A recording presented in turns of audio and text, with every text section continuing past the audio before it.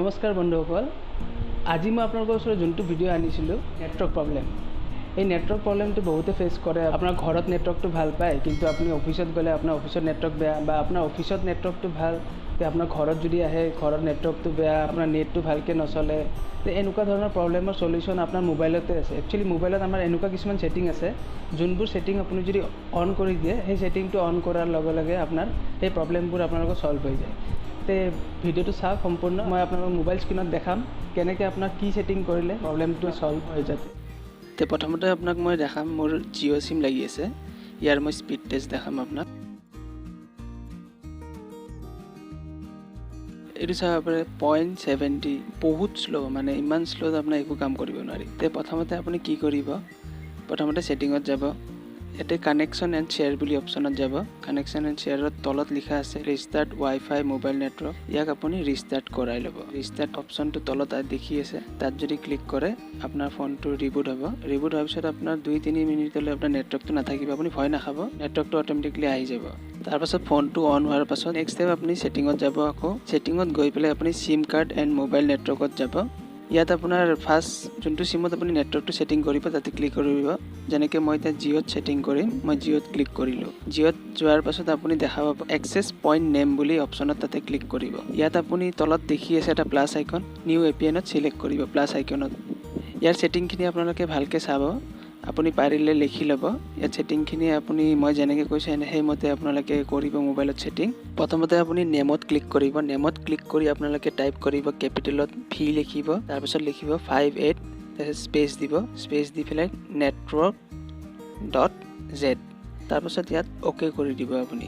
Next ষ্টেপটো হৈছে আপোনাৰ এপিএনত type কৰিব। আপোনালোকে কেপিটেলত লিখিব 4GHF, এনেকৈ টাইপ কৰিব।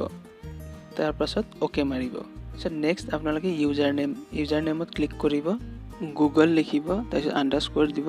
তাৰপিছত আপোনাৰ যি চিম ইউজ কৰে, এতিয়া যেনেকৈ মই জিঅ' চিম ইউজ কৰি আছোঁ, মই জিঅ' লিখিছোঁ। আপোনালোকে যদি এয়াৰটেল চিম ইউজ কৰে বা ভডাফোন, সেইটো কোম্পানীৰ নামটো লিখি দিব। তাৰপাছত আপোনাৰ অ'কে মাৰিব।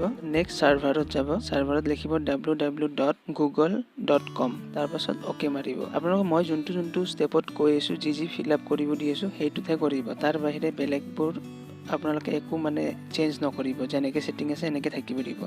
নেক্সট আপোনালোকে আহিব অথেণ্টিকেশ্যন টাইপত যাব।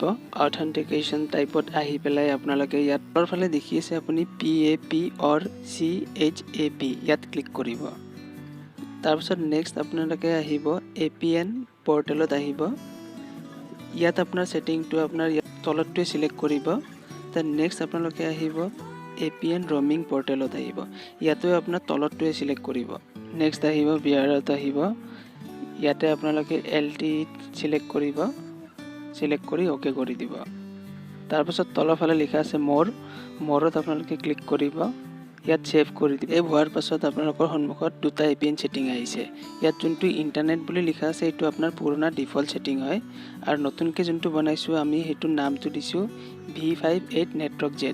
এতিয়া আপুনি কি কৰিব, নেক্সট ষ্টেপটো আপুনি নতুন যোনটো APN ছেটিং বনাইছোঁ আমি তাতে ছিলেক্ট কৰিম। ছিলেক্ট কৰি আপুনি ফোনটো এবাৰ ৰিবুট হ'ব দিব। কেতিয়াবা কি হয়, সকলোৰে ফোনত চবৰে বেলেগ বেলেগ ৰেম থাকে, প্ৰচেছৰ থাকে, যাৰ বাবে কি হয় আপুনি যোনটো এইটো APN ছেটিং বনাইছোঁ সকলোৰে এদিনত নেটৱৰ্কটো ফাষ্ট নহ'বও পাৰে। সেইবাবে আপুনি 2 দিনমান টাইম দিব। এই নতুনকৈ যোনটো APN ছেটিং বনাইছোঁ 2 দিনমান পাছত আপোনাৰ নেটৱৰ্কটো ঠিকেই কাম দিব। কিন্তু এনেকৈ নকওঁ যে চবৰে ফোনত 100% কাম দিব।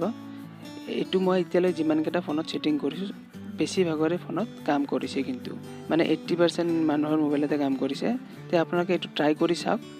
যদি কাম কৰে ভাল কথা, নকৰিলে মই আৰু এটা ভিডিঅ' বনাম, আপোনাৰ এইটো প্ৰব্লেমটো কেনেকৈ সলভ কৰিব লাগে আৰু এটা ভিডিঅ' বনাম। এতিয়া মই ফোনটো ৰিবুট কৰিলোঁ। ৰিবুট কৰি মই এতিয়া স্পীড টেষ্ট এবাৰ চেক কৰিম আকৌ এবাৰ।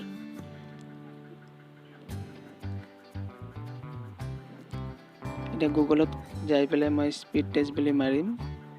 এতিয়া স্পীডটো বাঢ়িব লাগে আগতকৈ। এতিয়া নতুন APNত স্পীডটো কিমান আহে চাওঁ।